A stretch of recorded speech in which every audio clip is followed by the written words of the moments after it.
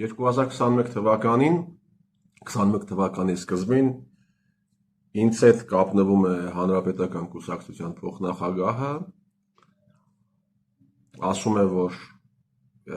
երրորդ նախագահը պիտի մամուլի ասուլիս տա, հարցազրույց ավելի ճիշտ, եւ խնդրում է իրեն փոխանցել հարցեր, որոնք պիտի հնչեն հարցազրույցի ընթացքում։ Հարցազրույցը պիտի վարեր կինոռեժիսոր Մկրտչյանը, ես ուղարկում եմ հարցերը, սկզբից այլ բնույթի հարցեր եմ ուղարկում, քանի որ իմ, այսպես ասած, ֆիրմային դարձած հարցերը շատ էր քննարկվել, ինքը նորից է կապնվում ինձ հետ եւ ասում է Արտուր ջան, խնդրում եմ, որպեսզի դու ուղարկես քո հարցերից, որը ես պարբերաբար, այսինքն նկատի ունի այն հարցերը, որը պարբերաբար բարձրացրել է, եւ ես ուղարկում եմ երկու հարց։ Հարցերից մեկը վերաբերում է նրան, թե ինչպես է ստացվել, որ 2020 թվականի հոկտեմբերի 15-ին եւ 16-ին իմիջիայլոց այս փաստը ես չէի նկատել, այս փաստը նկատել էր իմ ընկերներից մեկը, Մկրտչյանը։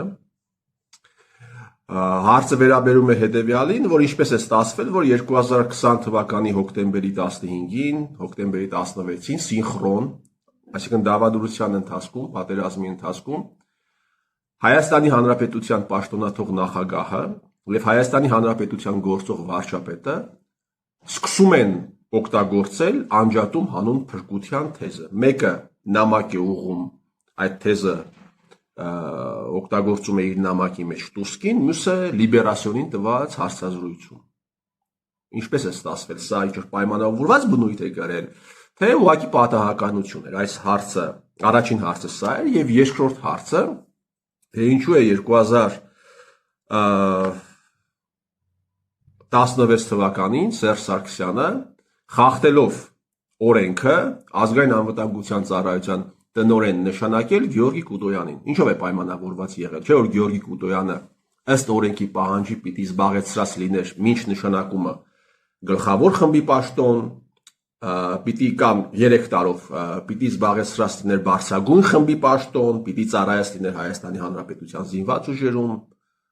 որևէ կերպ նա չէր համապատասխանում։ Ահա այս երկու հարցերը տվեցի, այդ դուք տեսել եք այդ հարցազրույցը եւ հարցերը չհնչեցին։ Եվ այսպիսի բազմաթիվ հարցեր կան, հարգելի բարեկամներ, որոնց վերաբերյալ պատասխաններ չկան, կամ հարցեր, որոնք բարձրացվում են եւ արժանանում են հարց բարձրացնողները ամենավերջին անեծքներին, վիրավորանքներին եւ հայոյանքներին։ Եվ քանի դեռ այդ հարցերը իրենց պատասխանները չեն ստանում, իսկ պատասխանը հետեւյալն է. այս մարդիկ պիտի ընդունեն, արդեն պարզ է, որ որևէ պատասխան ռացիոնալ չկա, եւ այդ մարդիկ ուղղակի պիտի ընդունեն իրենց արածը։ Եվ ինչքան իրենք չեն ընդունում իրենց արածը, ավելի մեծ ողբերգությունների են նախապատրաստում, հետևապես ավելի մեծ ողբերգությունների հող են ստեղծում ազգի համար, պետության համար եւ ավելի վատթար վիճակի մեջ են գցում հենց իրենց։ Երեք ելույթ է ունենում Հայաստանի երրորդ նախագահը եւ չգիտեմ ինչ է խոսում։ Լավ, մեկը չկա խորհուրդ տա, որ չի կարելի ժողովրդին այս աստիճան էշի տեղ դնել։ Պարոն երրորդ նախագահ, 2015 թվականի փետրվարին Նիկոլ Փաշինյանը ներկայացնում է իմպիչմենտի նախագիծ։ Եվ որի հիմնավորում մասում ամենավերջին հանցագործությունների մեջ է ձեզ մեղադրում կոռուպցիայից մինչև դավաճանություն։ 3 տարի անց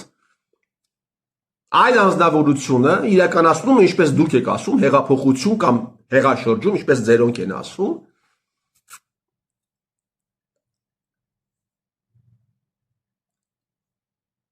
տրամաբանական է, որ պիտի անմիջապես հետո կալանավորվեիք դուք, որովհետև լուրջ անտագանիզմ է ունեցել Նիկոլ Փաշինյանը ձեր վերաբերյալ եւ մեղադրել է տարբեր հանցագործությունների մեջ ոչ առանց հիմքերի։ Հիմա հարց.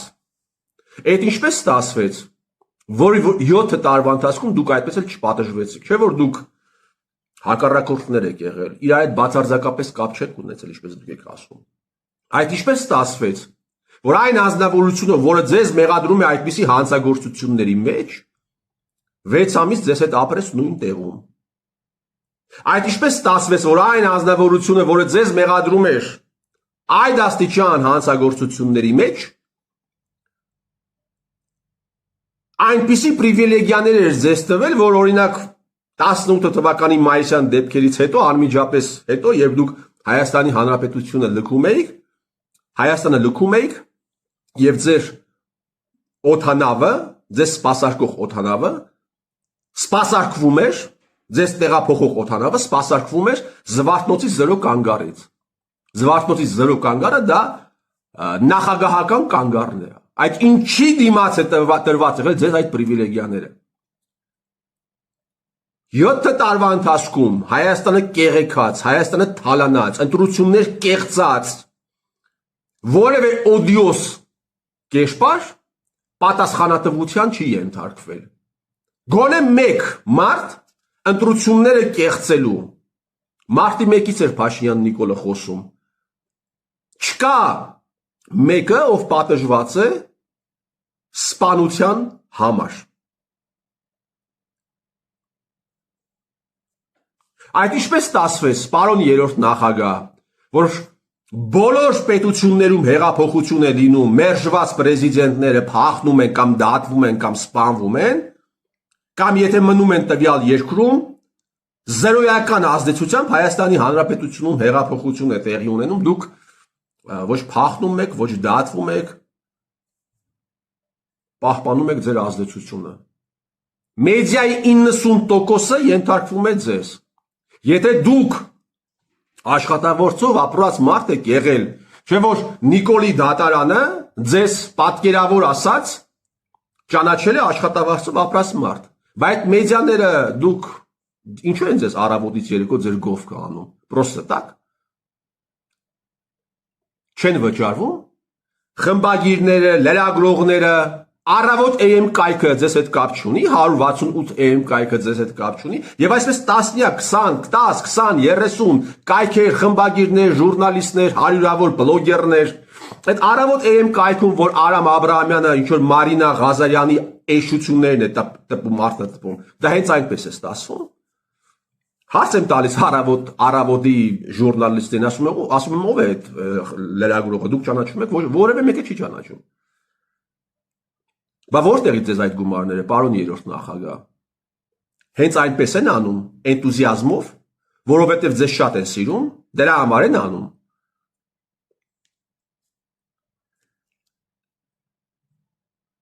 Կուրմանբեկ Բակիևը փախավ, երբ հեղափոխություն տեղի ունեցավ իր երկրում։ Յանուկովիչը փախավ, Շևարդնաձեի ազդեցությունը զրոյացավ։ Դուք եւ ձեր շրջապատող թիմը ծլում եք, ծաղկում եք եւ բարգավաճում եք։ Էլի նույն տենդերները, էլի նույն բիզնեսները, էլի նույն ազդեցությունը։ Հեղափոխություն է տեղի ունենում ազգային անվտանգության ծառայության գործակալին բերում նշանակում են բան վարչապետի տեղակալ։ Այդպես լինում է, պարոն 3-րդ նախագահ։ Իսկ Նիկոլ Փաշինյանը ազգային անվտանգության ծառայության գործակալ չի եղել։ Հեղափոխություն է տեղի ունենում, ձեր ամենավստահելի մարդկանցից մեկին բերում նշանակում են զինված ուժերի գլխավոր շտաբի պետ Օնիկ Գասպարյանին։ Այսպես լինում է, պարոն 3-րդ նախագահ։ Դագաղների հեղափոխություն եք ասում, դագաղների խրախճանք եք ասում, բայց դագաղների իշխանության կարկառուն ներկայացուցիչներից մեկը մինչև 2019 թիվը եղել է Վանեցյան Արթուրը։ Բայց եթե դուք այդպես անտագանիզմ ունեք այդ իշխանությունների հետ, Վանեցյան Արթուրի հետ ինչու կոալիցիա կազմեցիք 2021 թվականին մի հատ էլ գովում էիք, բայց դագաղների խրախճանքի հետևանքով էր այդ մարդը դարձել ազգային անվտանգության ծառայության տնօրեն։ Այս հարցերը, այս փաստարկները բազմաթիվ են։ Ժամերով կարելի է ուղղակի խոսել։ Ժամերով։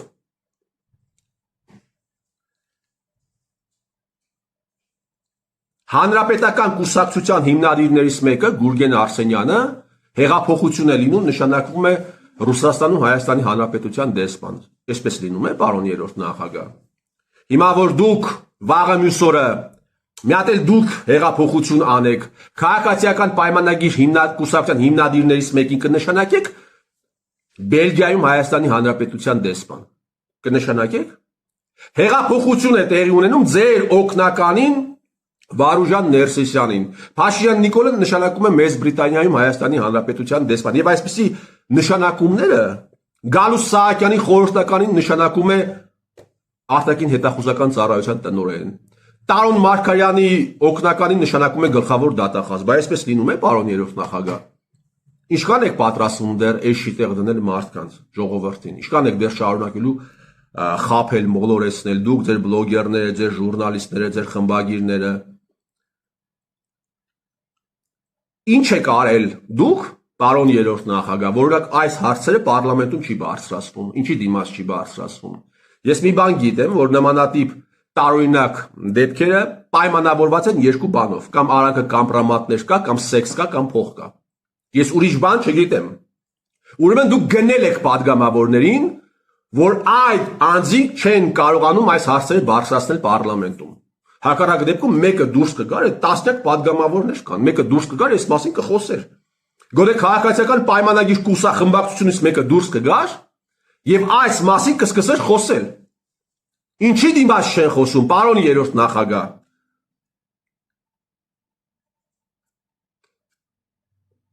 Ով է կառավարել պատերազմը։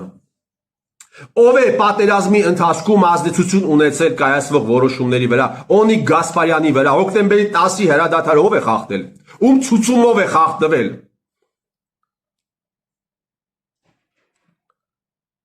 Այս հարցերը հավասարապես վերաբերում են եւ երրորդ նախագահին, վերաբերում են եւ 16-րդ վարչապետին, բայց իրենց չեն տալիս այս հարցերը, ինչի դիմաց։